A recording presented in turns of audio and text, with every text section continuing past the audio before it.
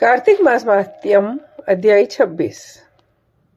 नारद जी बोले, इस प्रकार विष्णु पार्षदों के वचन सुनकर धर्मदत्त ने कहा, प्राय सभी मनुष्य भक्तों का कष्ट दूर करने वाले श्री विष्णु का यज्ञ, दान, व्रत, तीर्थ सेवन तथा तपस्याओं के द्वारा आराधना करते हैं।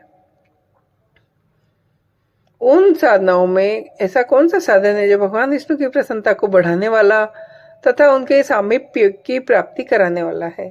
दोनों पार्षद अपने पूर्व जन्म की कथा कहने लगे।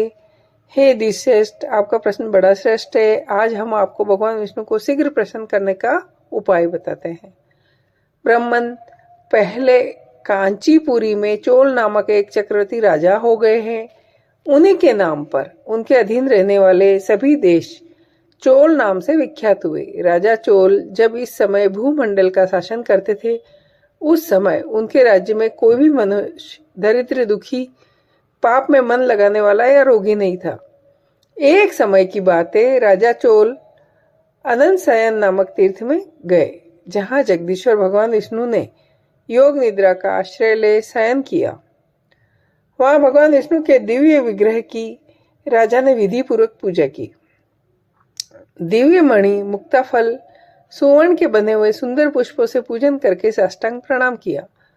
प्रणाम करके जो ही बैठे, उसी समय उनकी दृष्टि भगवान के पास आते हुए एक ब्राह्मण पर पड़ी, जो उन्हीं की काची नगरी के निवासी थे। उनका नाम विष्णुदास था। उन्होंने भगवान की पूजा के लिए अपने हाथ में तुलसी दल और जल ले रखा था। निकट आने पर उन ब्राह्मण ने विष्णु सुख का पाठ करते हुए देवाधिदेव भगवान को स्नान कराया। तुलसी की मंजरी तरह पत्तों से विधिवत पूजा की। राजा चोल ने जो पहले रत्नों से भगवान की पूजा की, वह सब तुलसी पूजा से ढक गई। यह देख राजा कुपित होकर बोला, विष्णुदास, मैंने मणियों तथा सुवर्ण से भगवान की पूजा की, वह कितनी शोभा पा रही थी। तुमने तुलसी दल से ढक दिया। ऐसा क्यों किया? मुझे तो जान पड़ता है तुम दरिद्र और गंवार हो, भगवान विष्णु की भक्ति को बिल्कुल नहीं जानते। राजा की बात सुनकर दिश्रेष्ठ ने कहा, आपको भक्ति का कुछ भी नहीं पता, केवल राजलक्ष्मी के कारण आप घमंड कर रहे हैं। बतलाइए, आज से पहले कितने वैष्णव व्रतों का पालन किया? तब नृपश्रेष्ठ चोल ने हंसते हुए कहा, तुम तो दरिद्र और निर्धन हो, तुम्हारी भगवान विष्णु में भक्ति ही कितनी है।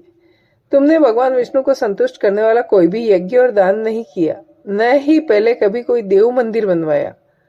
इतने पर भी तुम्हें अपनी भक्ति पर इतना गर्व है। तो ये सभी ब्राह्मण मेरी बात सुन ले। भगवान विष्णु के दर्शन पहले मैं करता हूं या यह ब्राह्मण, इस बात में आप सब लोग देखें। ऐसा कहकर राजा अपने राजभवन को चले गए। उन्होंने महिषी मुद्गल को आचार्य बनाकर वैष्णव यज्ञ प्रारंभ किया। उधर सदैव भगवान विष्णु को प्रसन्न करने वाले विष्णुदास भी व्रत का पालन करते हुए भगवान विष्णु के मंदिर में टिक गए।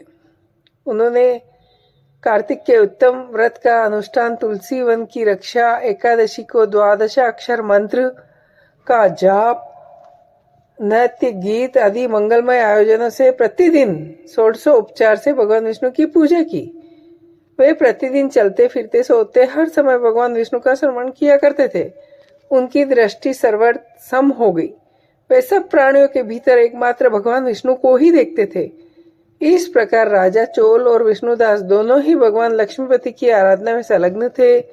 दोनों ही अपने अपने व्रत में स्थित रहते थे और दोनों ही संपूर्ण इंद्रिय तथा समस्त कर्म भगवान विष्णु को समर्पित हो चुके थे।